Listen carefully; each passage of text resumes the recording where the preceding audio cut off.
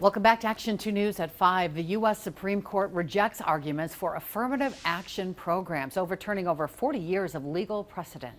This comes after the court heard two cases challenging policies from Harvard and the University of North Carolina. The court's conservative majority voting 6-3 against the policies, effectively ending race as a consideration for college admissions across the country.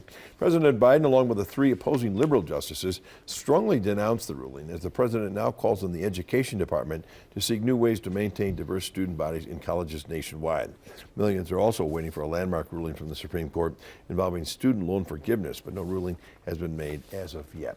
Our Jason Zimmerman live in Grand Chute tonight with how state politicians are reacting to this significant ruling. Jason.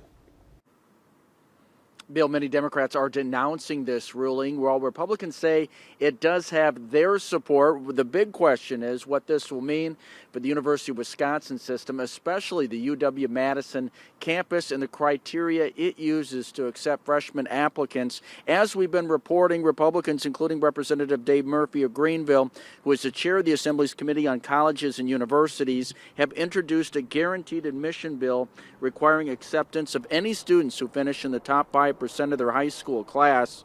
A short time ago, I was able to pull him from the Assembly floor to react via Zoom to this Supreme Court ruling and the potential impact. I anticipated this. The courts have had a hard time dealing with this for years because I think they really knew deep down in their hearts that a lot of the affirmative action programs were not constitutional.